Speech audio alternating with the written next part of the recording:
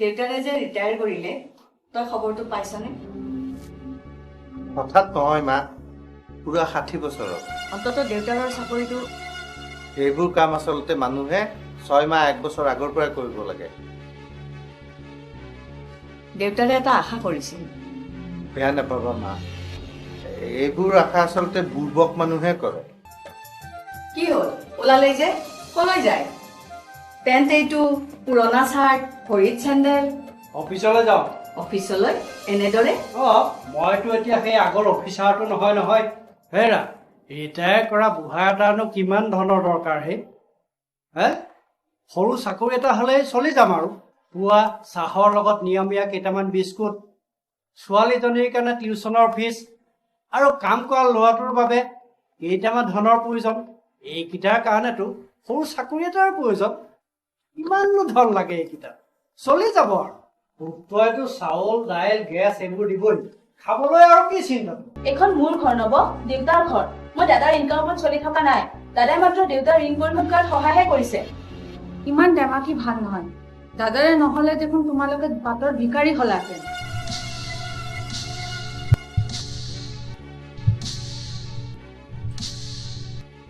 নহওক, দেউতাই দাদাৰ লগত যিমান খৰচ কৰিছে সেইখিনি থৈ দিয়া হলে আমাৰ এই অৱস্থা নহয়।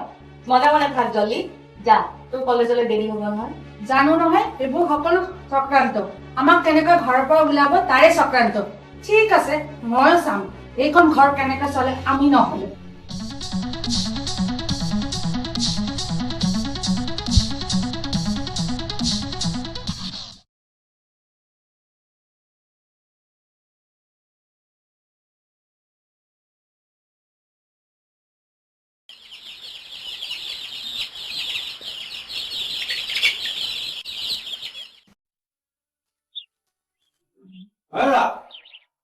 শুনিছানে? পানী গিলাচ আনাহে। বৰ গৰম পৰিছেহে।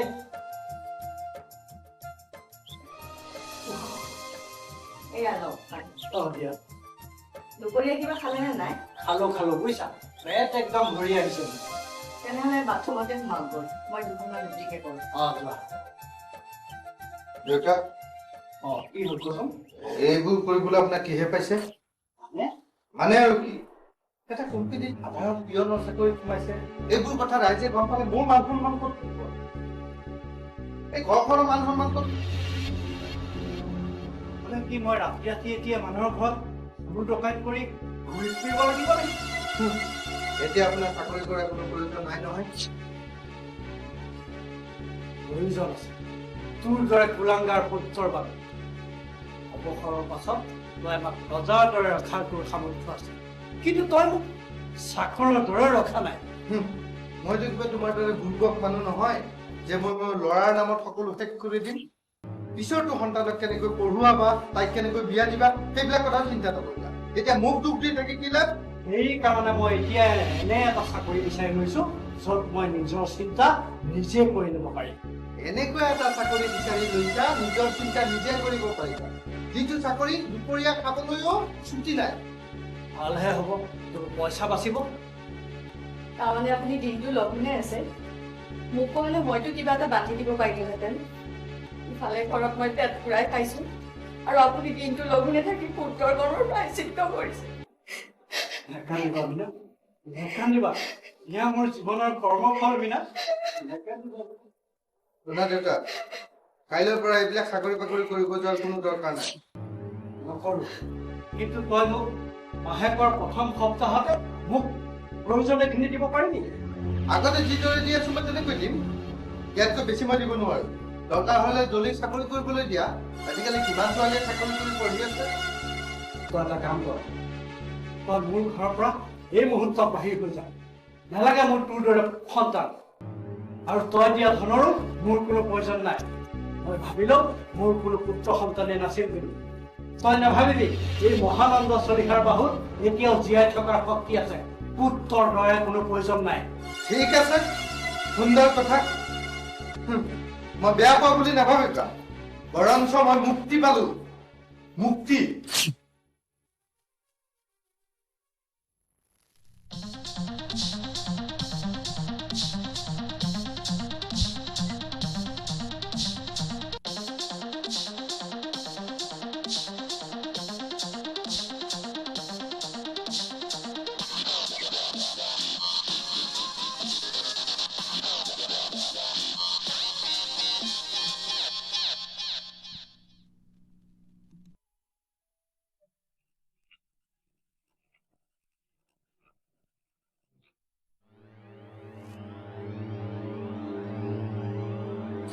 কোম্পানীত সাধাৰণ পিয়নৰ চাকৰিত সোমাইছে এইবোৰ কথা ৰাইজে গম পালে মোৰ মান সন্মান ক'ত থাকিব? এতিয়া আপোনাৰ চাকৰি কৰাৰ কোনো প্ৰয়োজন নাই নহয়। মইতো কিবা তোমাৰ দৰে বুৰ্বক মানুহ নহয় যে মই মোৰ ল'ৰাৰ নামত সকলো শেষ কৰি দিম। এনেকুৱা এটা চাকৰি বিচাৰি লৈছা নিজৰ চিন্তা নিজে কৰিব পাৰিবা, যিটো চাকৰিত দুপৰীয়া খাবলৈও ছুটি নাই। শুনা দেউতা, কাইলৈৰ পৰা এইবিলাক চাকৰি বাকৰি কৰিব যোৱাৰ কোনো দৰকাৰ নাই। দৰকাৰ হলে জলিক চাকৰি কৰিবলৈ দিয়া। আজিকালি কিমান ছোৱালীয়ে চাকৰি কৰি পঢ়ি আছে। মই বেয়া পোৱা বুলি নাভাবিবা, বৰঞ্চ মই মুক্তি পালো। মুক্তি।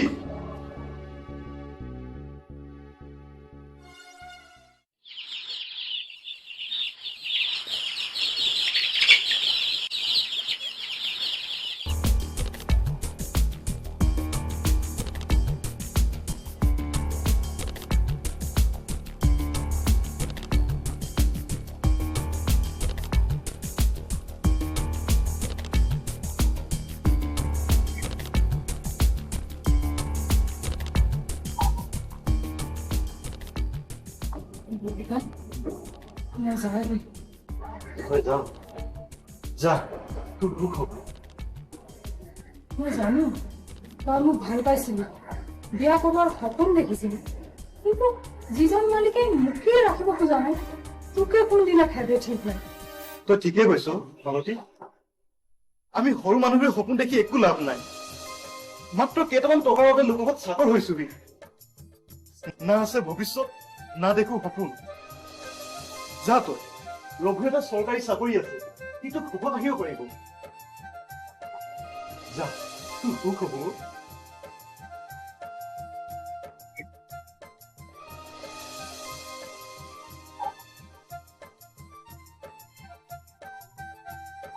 বিজয়, মই জানো তই মনত বৰ কষ্ট পাইছ, কিন্তু তোক মই কথা দিছো, তাইক মই কেতিয়াও কষ্ট নিদিওঁ। তোৰ মালতীক মই সদায় সুখত ৰাখিম। তই যেনেকে তাইক ভাল পাওঁ, ময়ো তাইক খুব ভাল পাওঁ। তই বেয়া নাপাবি, কেতিয়াবা আহিবি আমাৰ বেলেগ।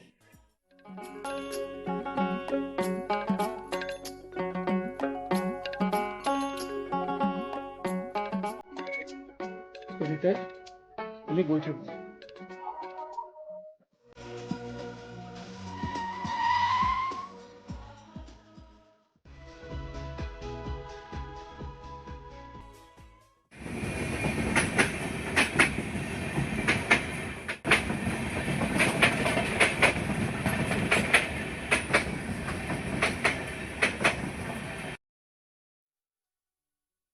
কিয় মাতিছিলা? কিবা কি কম পলাশ, তোমাক নকলেনো কথাবোৰ কাক কম? দাদাই ঘৰ এৰি গুচি গ'ল, দেউতাই পেঞ্চন পোৱা নাই, ঘৰখন যে কেনেকৈ চলিব ঠিক কৰিব পৰা নাই। মোক এটা চাকৰি লাগে, এটা চাকৰি নাপালে ঘৰখন যে কেনেকৈ চলিব একো ভাবিব পৰা নাই। তোমাৰ কাৰণে মই হঠাতে চাকৰি এটা ক'ত যোগাৰ কৰোঁ? মই নিজে মা দেউতাৰ পইচাৰে যেনে তেনে পঢ়া শুনা কৰি আছো। সকলো বুজিছো, সকলো দেখিছো, কিন্তু মই তোমাৰ কাৰণে একো কৰিব নোৱাৰা হৈছো। শুনা পলাশ, ঘৰখনৰ এনেকুৱা এটা অৱস্থাৰ সৃষ্টি হৈছে, যদি ঘৰখনৰ কোনোবাই দায়িত্ব লয় হয়তো মই বিয়া হৈ গুচি যাম। জলি, তুমি তেনেকৈ নকবা, মই তোমাক ভাল পাওঁ। চোৱা পলাশ, ভাল পোৱাৰে সংসাৰ নচলে। মানুহক জীয়াই থাকিবলৈ টকা লাগে, আৰু টকাৰ বাবে মই মোৰ প্ৰেম বিসৰ্জন দিবলৈ সাজু আছো।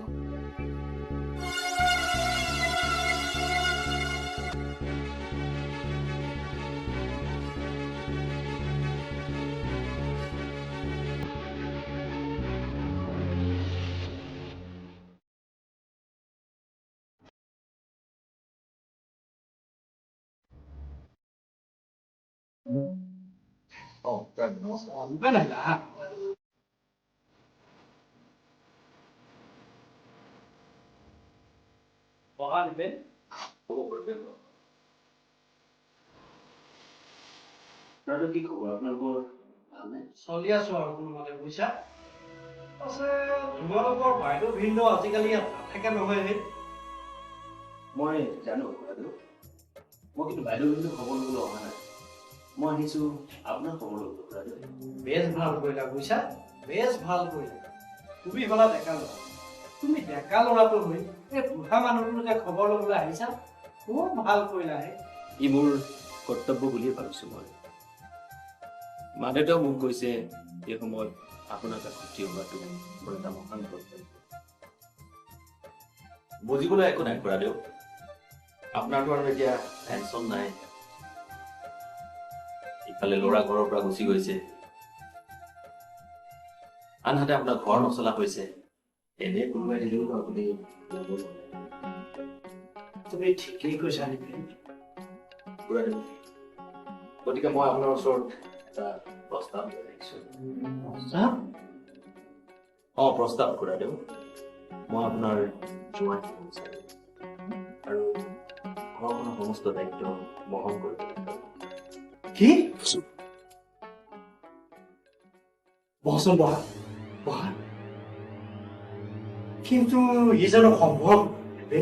সম্ভৱ খুৰাদেউ, যদিহে আপোনালোকে মান্তি কৰে তেনেহ'লে সকলো সম্ভৱ।